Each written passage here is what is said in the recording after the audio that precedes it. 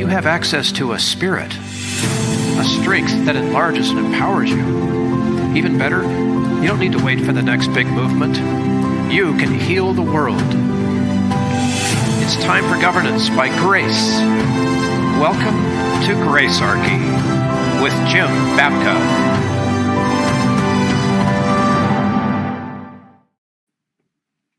Welcome back to Gracearchy with Jim Babka. I'm Bill Protzman.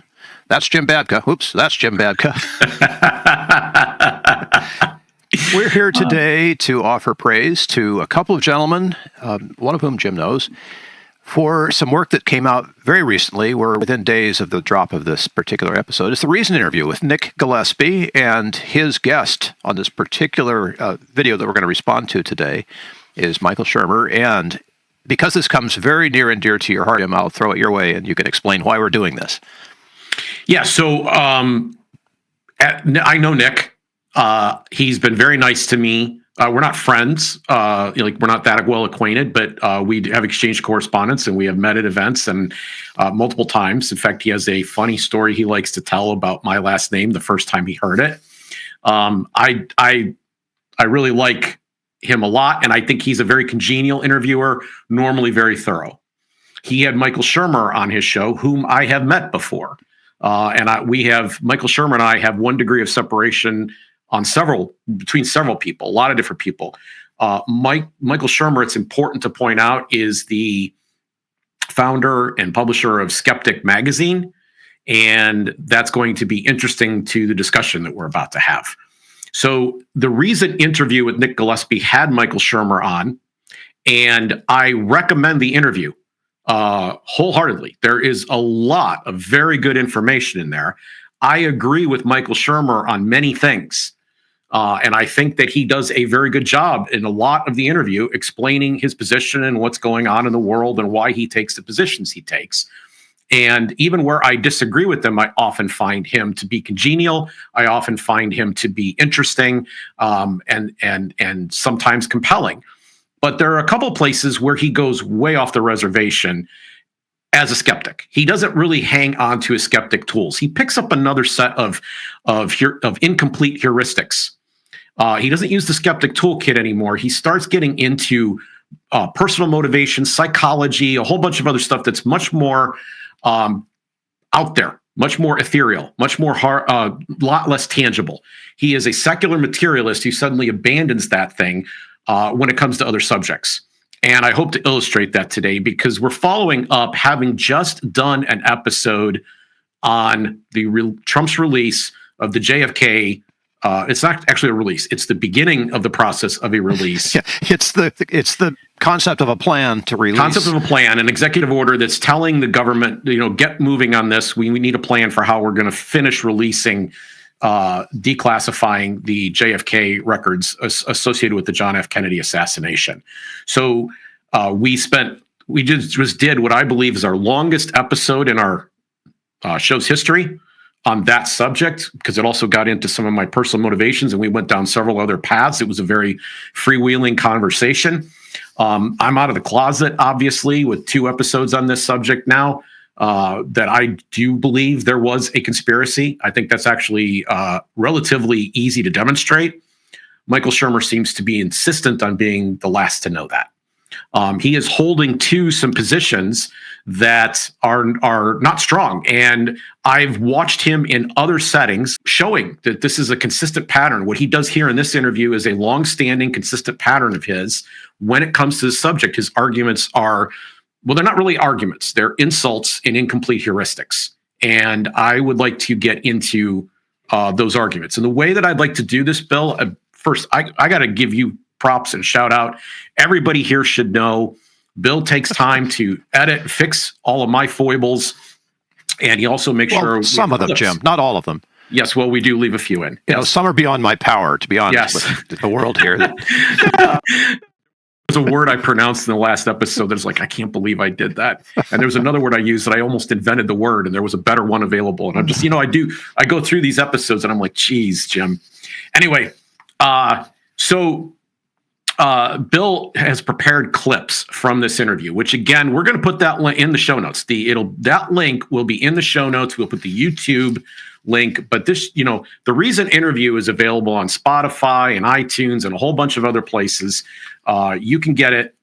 Recent interview with Nick Gillespie and this particular interview with Michael Shermer. Wholeheartedly recommend it. But I think that in this segment, and maybe it wasn't Nick's purpose to ask tough questions at this juncture. Maybe he completely agrees. There's a whole host of things that could have been going on here, but I think that this part needs this part of Michael Shermer's arguments need more scrutiny. So we're going to get into his take on JFK here today, and we're going to use the clips that you pulled. I would like to start, if we could, with clip number 1.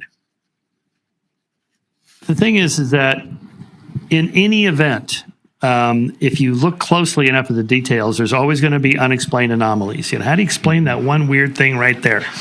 Right? And so because the JFK thing looms so large, everybody's picked apart the Zapruder film, for example. Why is that guy in the grassy area from where Abraham Zapruder was filming this direction? There's a guy there with an umbrella. It turns out it was a sunny day. Why is he there with an umbrella? Day, it doesn't make any sense. Just as the motorcade was going by, he opens his umbrella. Oh, the umbrella must have actually been a gun, like a rifle, or it was a signal to the shooters to go ahead and now take the shot, who were planted in the grassy knoll and the picket fence and all that stuff, right? So this is. As I said, if time permits, I'm going to give you another example of this. This is normal. This is his number one, one of his 2 most important arguments he's going to make. The umbrella man? Yes. Okay. He'll use that as an example. The umbrella man's not the point. The point is that let me just say right up front, this is not a real argument. There's no piece of evidence being discussed here.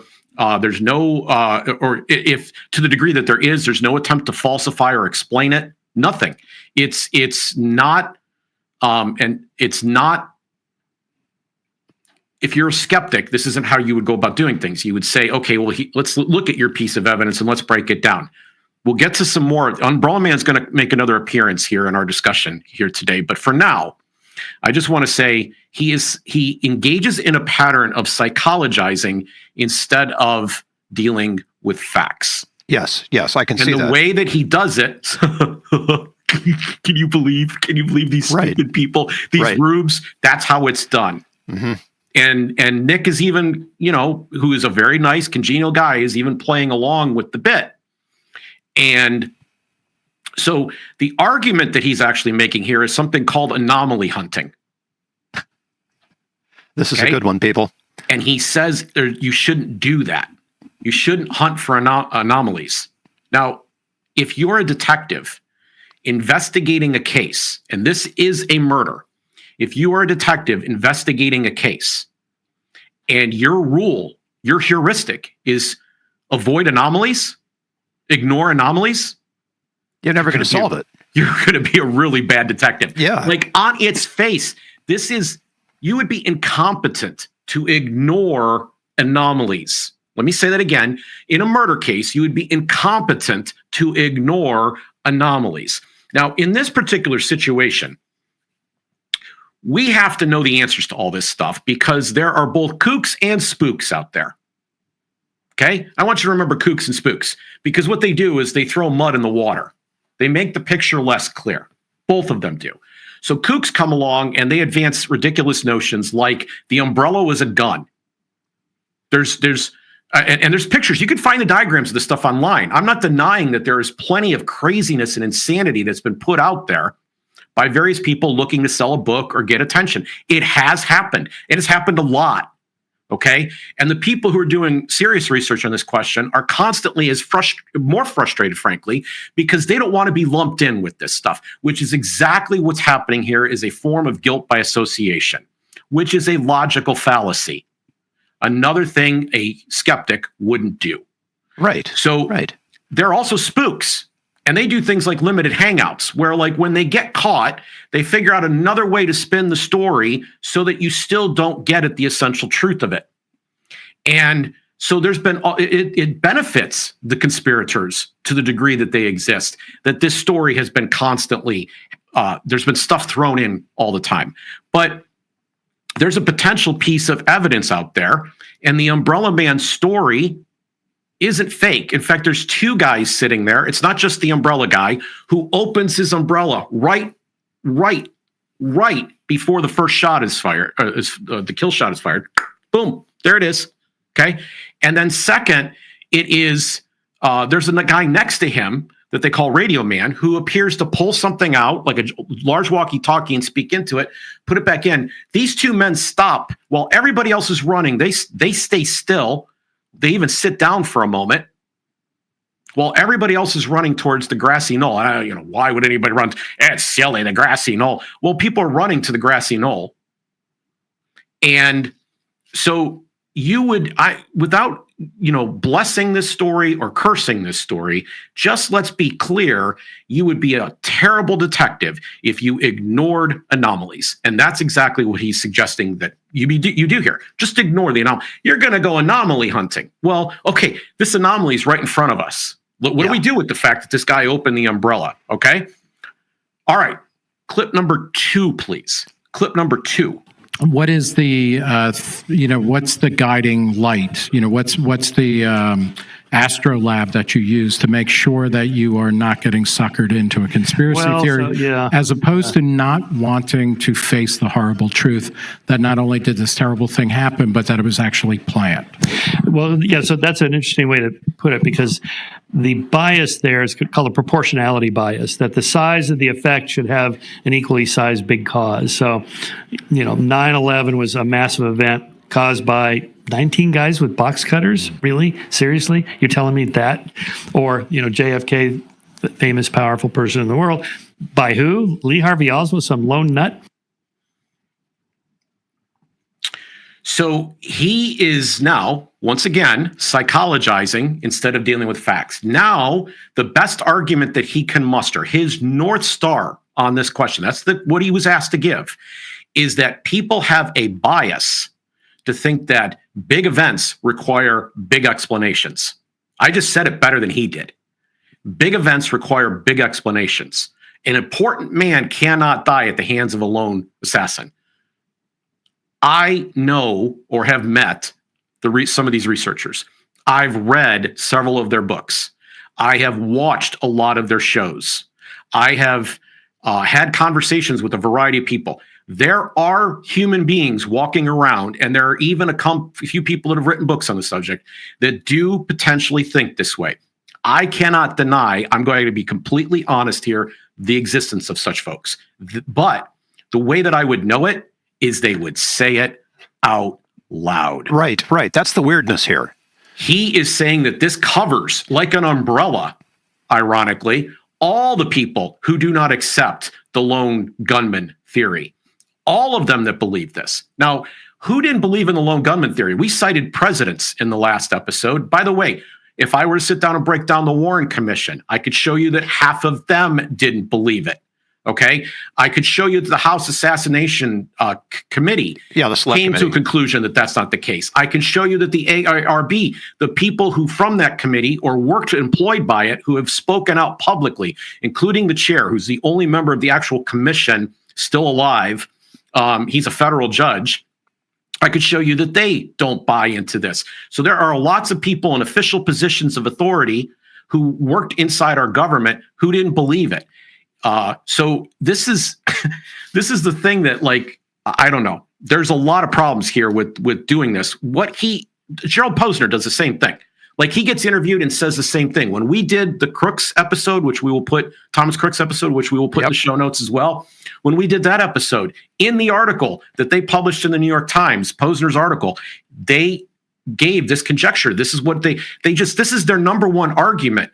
But I will tell you, reading the books, talking to the top experts, which I've had some opportunity to do, some of the living ones that are still now, because I'm new to this subject, some of the living ones, I've had a chance to actually speak to them. I've attended 2 seminars that have been about this, that have gone on for more than a day. This is not what they believe. They don't go, oh, well, there must have been a bigger explanation because John Kennedy's too great. No, they don't think that. That is not the default position. They don't express that position. They think that there's actually real evidence here. And instead of actually addressing the real evidence, which Posner refuses to do in other fora, when he is actually talking to other interviewers and this subject has come up, he has steadfastly avoided discussing the real evidence of this case. He always goes to a couple of things like Umbrella Man, and he takes the funniest version of that. They turned it into a gun.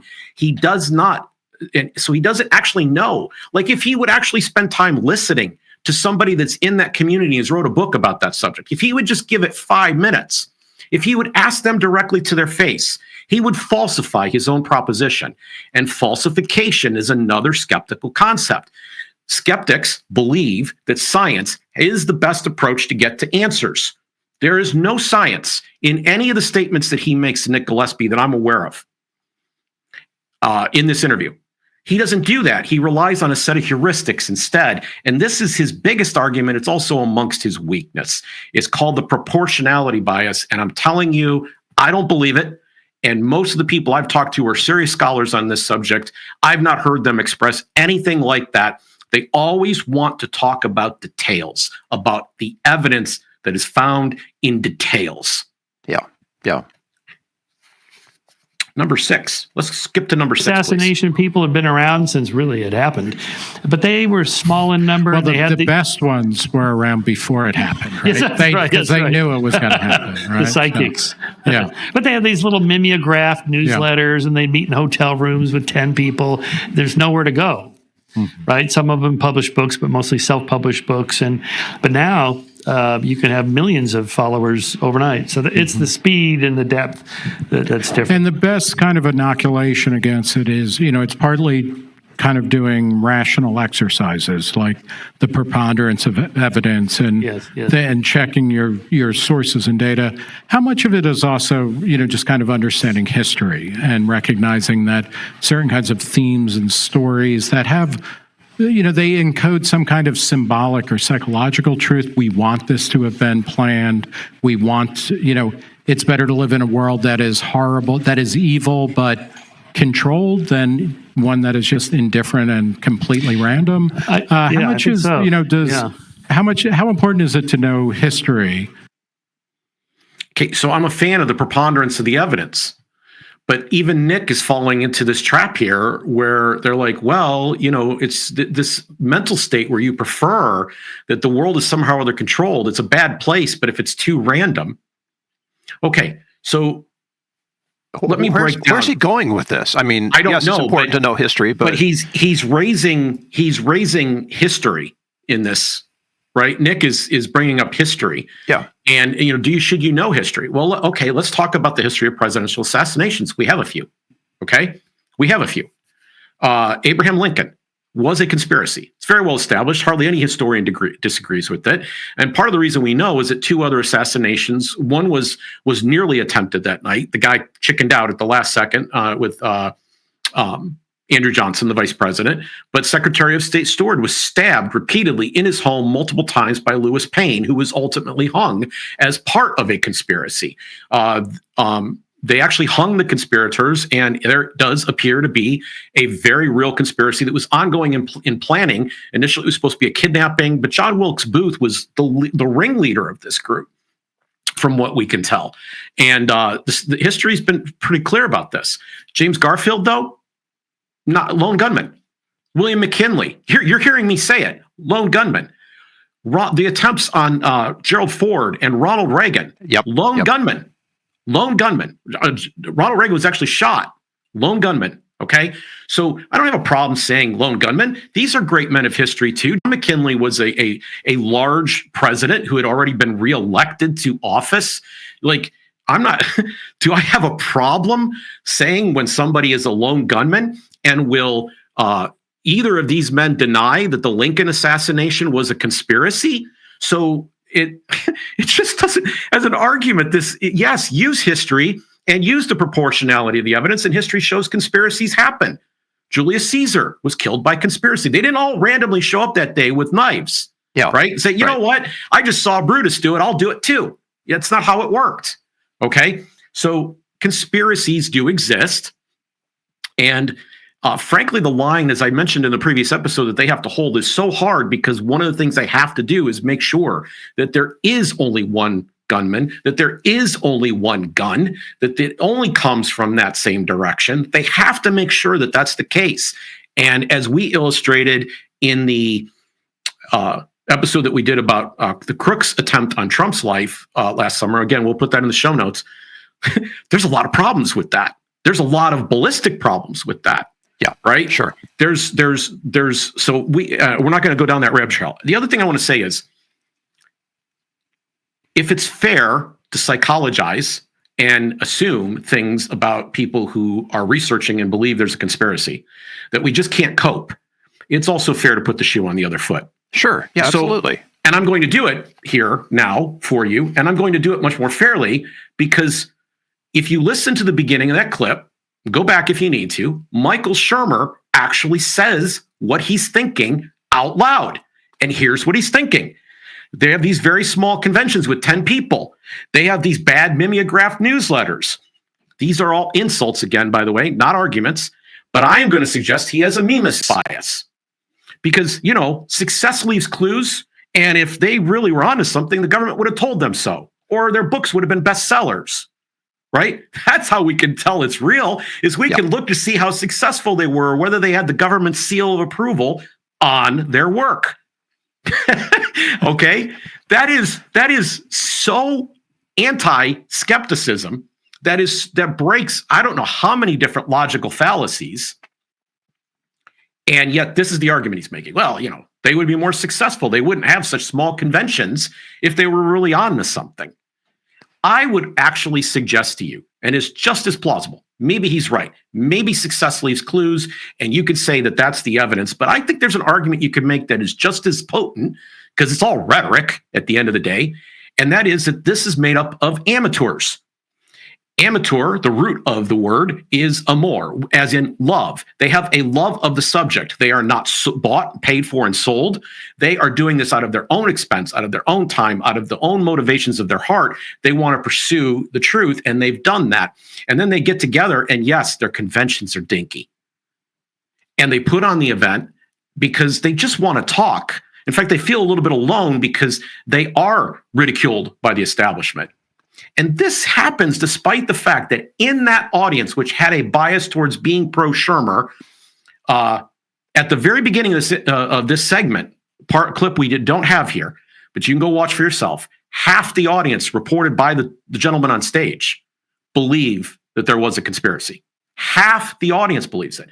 We actually know that the number is well in excess of 60% and approaching 70%. It's in the high 60s. In terms of the number of Americans that believe this is a conspiracy. But you're all you can't handle the proportionality. You're all loons. And if you knew better, you would read the more established books that have been blessed from on high. What do you think is Shermer's motivation here to just drop his skeptical superpowers? Wouldn't that be wrong for me to get into conjecturing about his motivation specifically when he hasn't actually told me what it is? Can we go to number 4, please? And by the way, nothing about the fake moon landing, nothing about the aliens in Area 51. So you agree it is fake, right? You called it the fake moon landing. The fake moon landing, Yeah. yes, right, yeah. I just want to point out that, again, let's make fun of the rubes. We're going to compare this to the moon landing.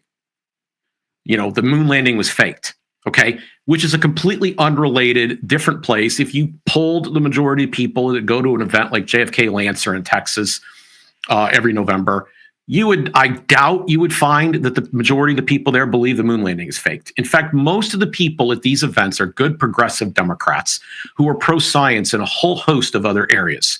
There are people who hold alternative views on other questions there. It is a contrarian crowd, okay? But I doubt it's the majority. I've not talked to them about it because, honestly, none of us gave a damn. That wasn't like what we were there to talk about. Nobody cared. Nobody cared. It doesn't come up even extraneous to this conversation because a lot of these people are upset about the military-industrial complex, about wars of convenience, wars for business purposes, regime changes that occurred for corporate reasons. There's a whole host of things that they're engaged in that are kind of ancillary to this case. They're even interested in Watergate, but I've never, ever, ever, ever, ever heard any of them discussing the moon landing. This is so far out. This is on purpose. This is completely on purpose. This is nothing, once again, but an insult. But there's no actual argument being made here. There's no evidence presented whatsoever. And skeptics believe in science, but there's no science here. It's just designed to mock. You starting to see the pattern here? Clearly, yes. Okay. Clip 5? Yes, and by the way, this kind of caps off this whole segment. We're not doing the clips in the order that they occurred, but the fact that he's not issuing actual arguments, only insults and incomplete heuristics, here's our icing to put on the cake. Is an expression, just asking questions. So we call it jacking off. He's just asking questions. And these are the people. So I'm not saying I know that who did it. I'm just wondering, how do you explain that Lee Harvey Oswald did this and that he knew this guy and so on? And that was when it really took off. That had like 40 million views. He's talking about another film having to do with 9/11 conspiracy there at the very end. But let's focus on what he just said. And I'm going to say the words out loud, even though it's going to get me rated as explicit here for doing it, okay? Just asking questions are what we call jacking off. So it's masturbatory. It's onanism to ask questions. If you're asking questions about something, if you want to know, like, wait a minute, this is kind of strange, like I did, as I told in the last episode, where we talked about not just JFK's executive orders, but my personal experience. I told you that I had a friend that was talking about this story. I thought he'd kind of lost it. But I was listening because I had a lot of confidence in him and liked him a lot. And I still listened to what he had to say because I knew he was doing some homework on this. And when I saw on television after a release of documents by the government that George de Mohrenschildt, something that was really a strange anomaly about that case, I went, wait a minute, what's going on there? That shouldn't be. That is a really strange thing, AKA an anomaly, which, there's another field. There's another field in which we do this. It's not just when we're playing detective in a murder case. There's another field in which we do this, and that is in the realm of science. Like, how do you do science if you don't ask questions? How is that even possible? Science, sure, right? You start asking a question. It's the first thing that you do. Why is this happening instead of that? Why when I let go of the pen, does it go down? What's the deal?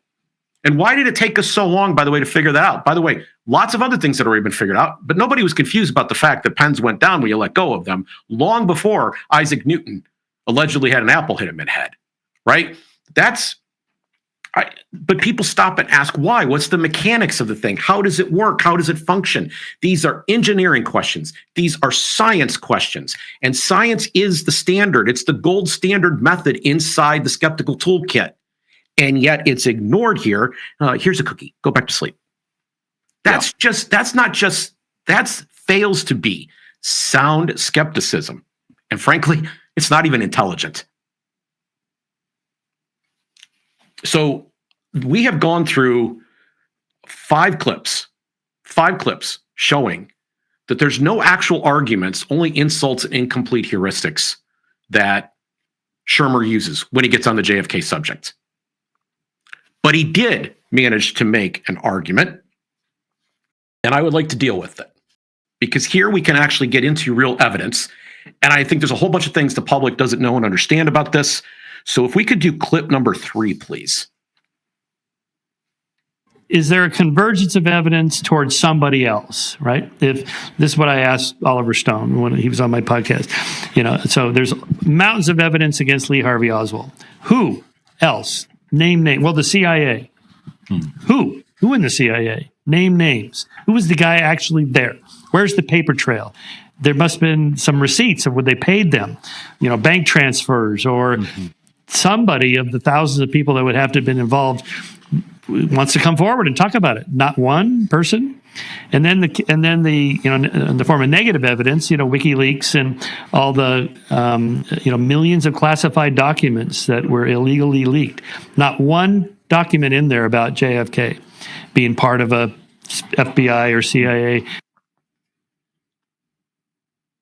So I don't know why you would necessarily expect anything to be in WikiLeaks. I don't think that's a very strong argument, but it is an argument. I will at least give it that much. He's saying, look, of all the evidence that exists in the world, there's nothing about this. Okay, but here's the thing.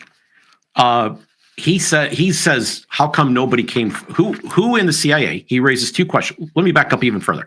Let me say that it's a valid thing to say, where is the contrary evidence? Where is your case? Yes. Like you're saying this didn't happen. Where is your case? Now, in a court of law, all you would need to do is demonstrate that Lee Harvey Oswald didn't do it.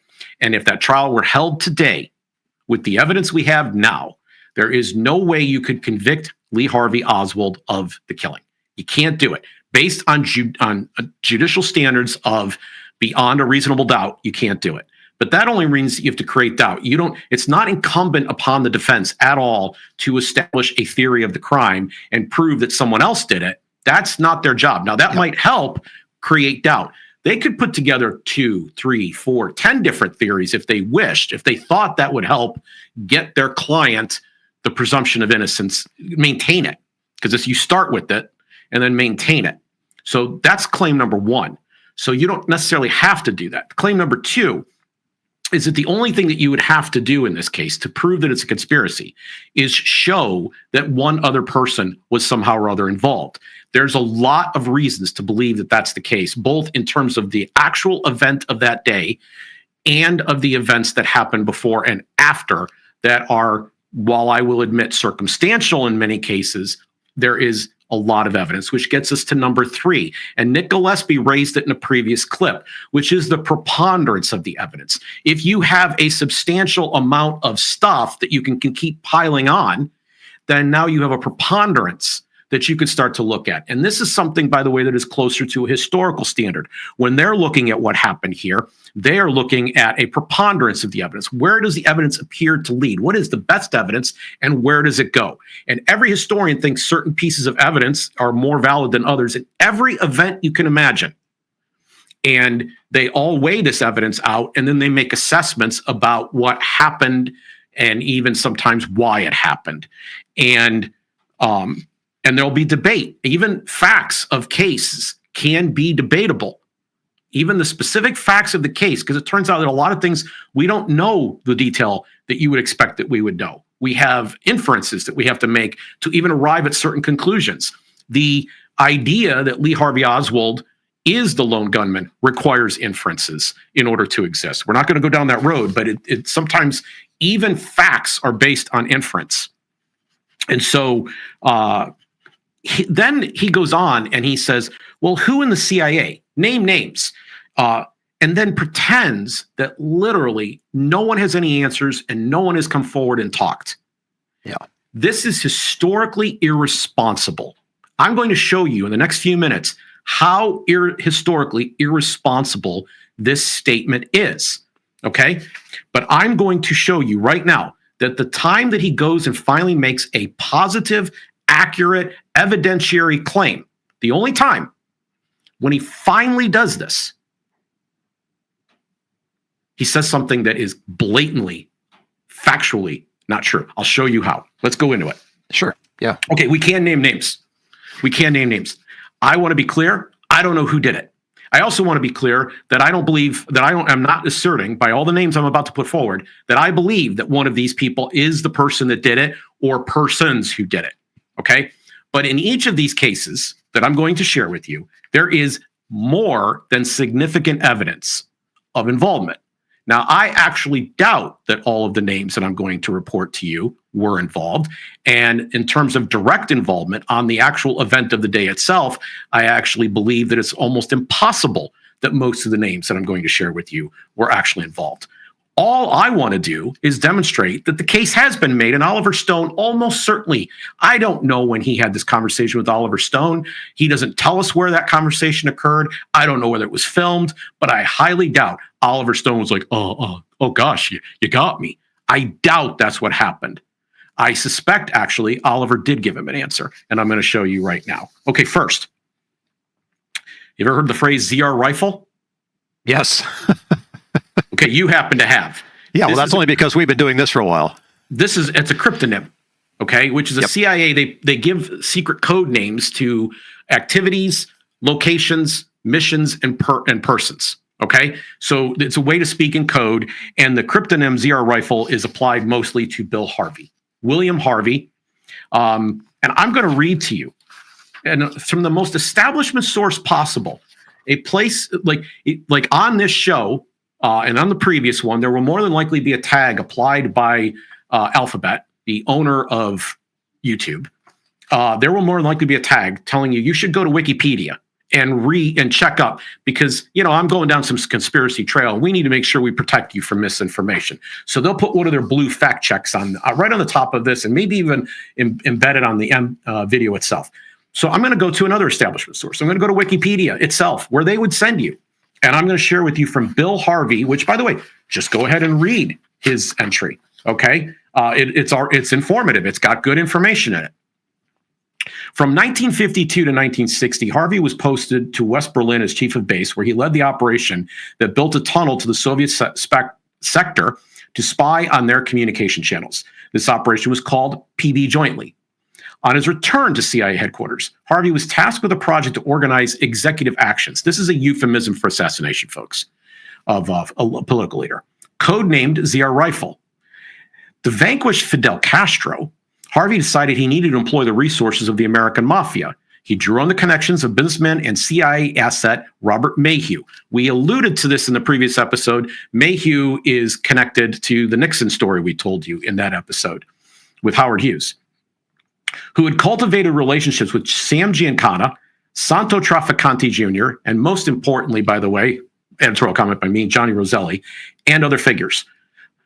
Finding Mayhew's operation chaotic, Harvey cut everyone but Roselli out and ran the operations against Castro himself. Harvey was also involved in Operation Mongoose, a CIA operation run from Miami.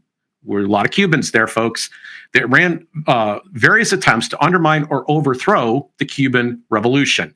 At the height of the Cuban Missile Crisis in 1962, Harvey sent 10 intelligence operatives into Cuba to gather intelligence and prepare for an invasion Harvey thought inevitable. So this is after the Bay of Pigs that he does this. And he still thinks there's going to be some kind of invasion. He really, really believes it. The next thing that happens, and Wikipedia recounts it, his career goes into decline. And he also apparently had a drinking problem that caused other people around him to have their confidence in him go down. But I mentioned that Rob Reiner had done a show on iHeart where he broke down the conspiracy. He worked with a guy named Dick Russell, whom I've met and spoken to. He said that the names of the four, he gave out 4 names in that show as a highly educated guess. Quote, those were the exact words, a highly educated guess. And their list included a guy by the name of Jack Cannon, a CIA operative. But they had 2 people coordinating the mission, and one was none other than Bill Harvey. Okay, so there are people that believe Bill Harvey was involved in the planning and execution of this. I think it's very, very suspicious, personally, that a assassination team is created. It's got a lot of Cubans involved in the process. It's got organized crime involved in the process. And then we have all these other anomalies that show up involving organized crime, including Jack Ruby killing Lee Harvey Oswald on national television 2 days after the assassination. And he, too, has connections with some of these same actors and characters. His connections, by the way, are actually, frankly, very, very interesting. One in particular has him going to Cuba to try to get Santo Trafficante out of prison right after Castro takes over.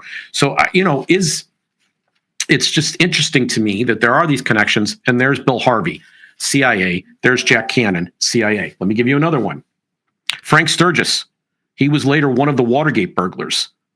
He starts off, though, as part of Castro's revolution. He is in Castro's revolution. Castro elevates him to a top-level position within his revolutionary cadre, and he ultimately ends up turning against Castro.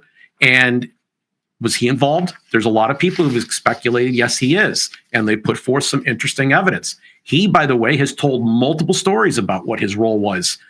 He's not been consistent in what he said. He's one of these guys that has spread information designed to kind of muddy the waters. E. Howard Hunt, also of Watergate fame. In fact, that's how most people know him. He actually testified before Congress in the 1970s. he made a deathbed confession to his sons. Well, it turned out he wasn't really dying, and then he retracted it a bit. But initially, he thought he was dying, and he told his sons that he was involved. And a lot of people have speculated that he's one of the three tramps. I don't happen to believe he is. But it is interesting that he didn't want to put this completely to bed. He said, I was involved. Now, you can question whether or not he was involved. You can raise some serious issues. And you can also recognize that spooks and kooks muddy the waters. He's a spook. So, but again, CIA. Let me give you a much more interesting character. David Atlee Phillips. Now, he's involved in the Guatemala overthrow of Jacobo Arbenz. This was another one of these executive actions, right? We're going to assassinate or get rid of a foreign leader. And you could read this. I'm going to actually supply for each of the people I'm talking about that I can. I'm going to give you a Spartacus educational link, because instead of Wikipedia, which I still recommend you go to, and I've already read from Wikipedia here, you will get a lot more information out of a Spartacus educational, and then you can follow the leads from there. You can see if the things that they're saying are true. You could test the veracity of the claims there. I'm not asking you to believe everything you see there. They simply gathered in encyclopedia form all the things that they had been accused of and who specifically made the accusations and what evidence there was or wasn't there about those people. So you can just go through these entries and find out a lot about them. But let's talk about David Atlee Phillips for a moment. Winston Scott suggested to Richard Helms, who these are both CIA guys, that Phillips should become his deputy station chief. However, and I'm quoting from Spartacus, Helms decided to appoint Phillips as chief of Cuban operations. Desmond Fitzgerald, another CIA guy, arrived in Mexico City to tell Phillips he had the freedom to roam the entire Western Hemisphere, mounting secret operations to get rid of Fidel Castro. This is significant because, I'm not going to get ahead of myself. Phillips now also worked closely with David Morales. David Sanchez Morales is another CIA figure that figures very prominently, and it's something I'll get to in a moment. At JM Wave, which is another cryptonym. This is a station down in Miami. He also provided support to Alpha 66. Alpha 66, which I'll provide a link to as well. Alpha 66 was a group privately funded for the most part, prominent names funding it, where they were organizing raids of Cubans to go into Cuba or sink boats. Okay, it was later claimed that Phillips told Antonio Vicania his goal was to provide U.S. intervention in Cuba by, quote, putting Kennedy's back to the wall, which is what a lot of people believe was done with the Bay of Pigs event. They literally were trying to put Kennedy's back to the wall, and they apparently hadn't given up by 1963, because he tells this to Antonio Vicania. Who is Antonio Vicania? Well, Antonio Vicania is a witness, tells a story, we don't know if it's true, that he saw a gentleman by the name of Maurice Bishop. That's how he knew him. Saw Maurice Bishop with Lee Harvey Oswald. They met. He saw it at a distance. They met at a hotel. This event is portrayed in who's the horror writer? Yeah, Stephen King.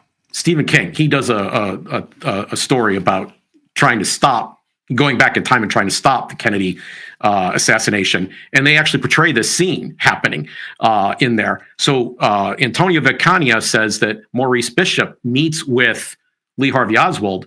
And when they say, well, who's Maurice Bishop? And they show him pictures, the picture he points to is like, it's that guy, David Atlee Phillips. Now, Phillips would go on to deny it, but would a CIA person have a cover? Would they operate under an alias? Yes, yes, yes. Jefferson Morley goes on to argue in his book, Our Man in Mexico, that Phillips was running an anti-Castro covert operation out of the U.S. Embassy in Mexico City. Okay, well, that embassy comes up, these embassies come up in the story of like what was Oswald's role, because right before he goes back to Dallas after being in New Orleans in September of 1963, he's trying allegedly to get a passport and a visa to get into Cuba, and he visits these other embassies. And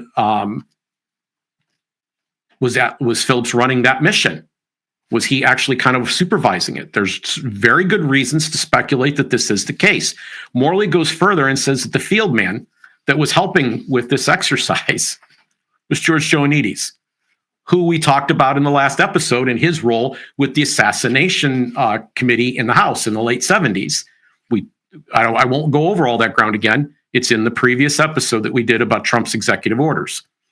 So that's a partial list, but this is the and I could give you other names too. There's Carl Jenkins, Roy Hargraves, Felipe Vidal Santiago, and Ted Shackley. I could throw at you. I could tell you stories about all these people, why there is some speculation out there that these people were involved. But the funniest thing, and the people on video will appreciate this punchline moment the most, is that there is actually a book by the title, Someone Would Have Talked. And you can see, if you're watching, how thick this book is. Okay, this is a book called Someone Would Have Talked. It's written by Larry Hancock. I would not recommend this to any beginner. This book took me 10 months to read. It is a lot of research, is what it is. It's very hard. I understood after reading this book why detectives or people playing detective build these bulletin boards with strings and thumbtacks going all over the place. This person knows this person, that, whatever. This is a lot of stuff to digest. It's very, very dense and very difficult. Okay. But it's just people who talked. The whole premise of the entire volume is that we have people who said, I was involved, or other people who I observed told me of their involvement. And these are the things they told me, when they told me, and how they told me, and how we could know whether or not these claims have veracity or not. And he doesn't necessarily tell you what the conclusions are for this. Later on, Larry Hancock does this in another book. Larry Hancock's brilliant. There's a lot of good information here. I mean, just a ton of it that even casual people who have read some of the entry works and have watched JFK, there's a whole bunch of stuff in here that you don't know. Someone would have talked. So here is Shermer missing like a wall. A book by the title, Someone Would Have Talked. Like, he's completely unaware that his question has been completely answered. Yes, in depth. Why, Jim? Why? What's the motivation? Why? What's the need to ignore all of this? I don't know. What I wanted to do last, and I'm not going to do it here now, is that there's a clip that of him on Joe Rogan. But he took the time in the same interview with Nick Gillespie to take a shot at Joe, because Joe actually asked him real questions. And when he was confronted with some real piece of evidence, and he immediately reverted to things like Umbrella Man and the proportionality bias. Those were his arguments. When he did that, it didn't fly with Joe, because Joe has done some homework on this subject. And so what he did with Nick is he chose to insult Joe. And you can watch it for yourself. It happens before the segment about the JFK assassination. And I don't understand. I don't understand, because this is a very intelligent man who knows a lot about a lot of things. And I want to suggest that it definitely isn't gracious to do this. But what I want people to know is when they're watching this interview, there were hard questions to come back and ask Shermer. And I don't know if he'd been asked the questions, would he have subsequently gone somewhere else and insulted Nick Gillespie? He concedes to Nick during this interview that he's been on Joe Rogan 7 times, the most recent time being about 8 months ago. And here he is insulting a guy who can help him probably sell more books than any show in the country, because maybe he felt he looked a little bad during the segment. I don't know. It's sad. It's sad. But folks, I just gave you a whole bunch of names, and I will provide links to Spartacus in the link, so you can actually read these entries. And then don't take my word for it. Okay, here's a skeptical approach. This is true skepticism right here. You can use the tools. Don't take my word for it. Use the tools that are available to you to look at the claims that are being made and decide for yourself whether it's true. And we gave in the previous episode a list of a whole bunch of resources. We listed 10 items there that I ranked in order so you could kind of graduate through them. I should have put this in the top 3. This is a book called Cover Up by Stuart Gallinor. I'm going to put it in the link in the show notes for this particular episode as a tool, because I think it should be one of the first ones you use. This is a hardback, and you can see how thin it is. It's got lots of pictures in it to boot, but it lays out the entire story as in clear order, so you can follow along, and yet also shows you the more mainstream conspiracy theory questions as it's going through. So I will be honest with you. When we did the book, when we did the episode on Thomas Crooks, Stuart Gallinor was one of the people who actually went out and did the counts of who thought it came from the grassy knoll, who thought it came from the building. Like, he went through all those records one by one by one by one and compiled a list and then reports the results of that research in his book. It's called, I'm holding up, it's called Cover Up. Cover Up by Stuart Gallinor, for those that are only listening. Cover Up by Stuart Gallinor. And I am, so it's a book that, I would put near the top 3 or 4 things to consume, but we will include it in the show notes today so that you have it for reference. I'm not recommending Larry Hancock's book to get started. This is graduate school stuff here. You're really deep into this stuff before you should touch this book. Is it valuable? Oh, really valuable. Like, if you're starting to get in it, you think you actually have theories, you should start reading something like this, because it will either blow up some of the things you're thinking, or it will give you evidence that you can actually use, one or the other. But there's real material, substantial material. And Hancock's got another book coming out shortly. I believe it was supposed to drop here in January, on Lee Harvey Oswald. He co-wrote with David Boylan. And I've met David Boylan.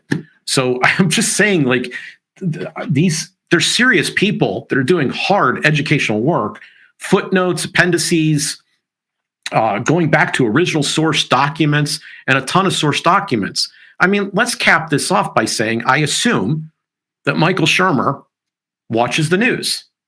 And if he watches the news, it should come as no surprise to him that not all of the files in the JFK case have been revealed, but lots of files have. So to pretend as if there's no evidence here is preposterous, because more evidence has continually come out over time, and there is solid reason to believe there is still evidence left that even Gerald Posner wants to see. Gerald Posner has even said there's some things in there I would like to see, the public should have access to.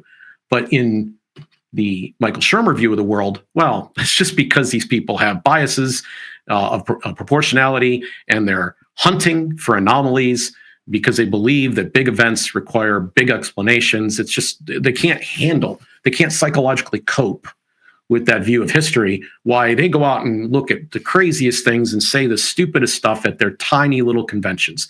That's his argument. And none of that is actual skepticism.